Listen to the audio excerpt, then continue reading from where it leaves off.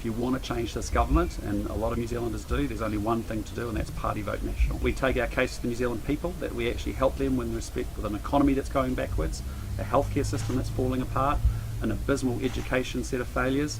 We've got major challenges still on housing, and we've got rapidly rising levels of crime. Those are the issues that New Zealanders care about. Those are the issues that we'll be prosecuting in the coming year in order to make the case for why National will be a great alternative government. Just remembering the family that has an average mortgage, of $700,000, every 0.5% point that goes up in the OCR is another $3,500. So I just know that there'll be a lot of New Zealand families doing it tough this week as they face even more rapidly rising interest rates. Well, let's be clear, why are interest rates rising to the degree that they're having to rise? They're rising because we have rapidly rising levels of inflation.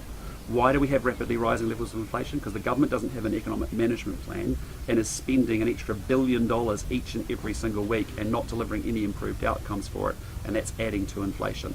So what we need to do is, one, control the costs that are being passed on to businesses so that doesn't lead to higher prices and more inflation.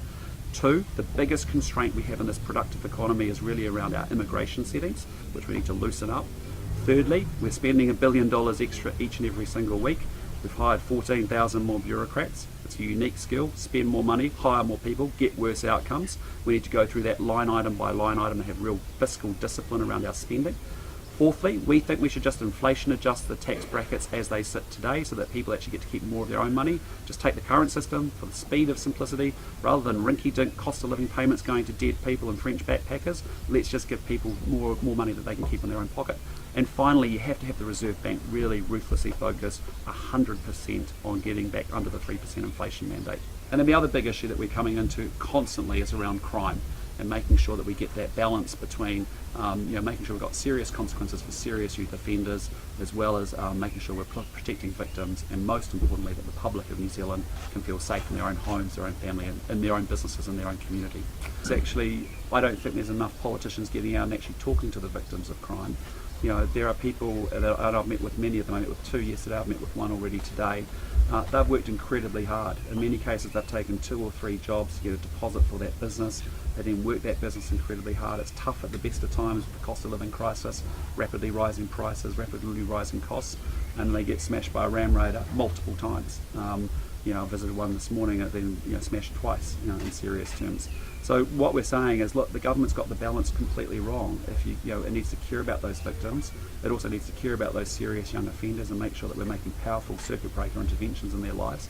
And it needs to care about the New Zealand people who deserve to feel safe in their own house, their own business, their own community. And so we've got to invest in our frontline services, but at the moment we're spending hundreds of millions of dollars building a massive central bureaucracy in Wellington that won't deliver improved health outcomes, and making sure we move the money from the back office to the front line is really what we've got to do.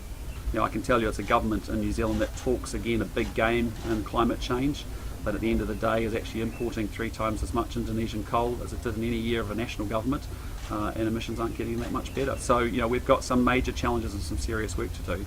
The way we might go about it will be different from this government. But at the end of the day, this government's doing nothing to fix the problem.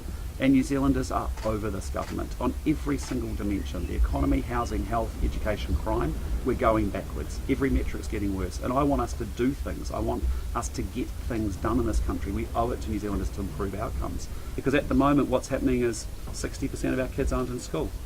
90% of our ram raiders have no real meaningful attachment to school. There's high levels of recruitment for young people 18 to 25 into gang life. I'm not prepared to write off a generation of young people. I care deeply about young people. I think they have a huge amount of potential, and I care deeply about these young people.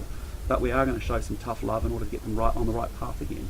You cannot tell me in 2022 in a developed country that having only 40% of your kids going to school regularly and 100,000 kids chronically absent is successful in New Zealand going forward. It's a social failure, it's a moral failure, and it's a future economic crisis. If you want to change this government, and a lot of New Zealanders do, there's only one thing to do, and that's party vote national.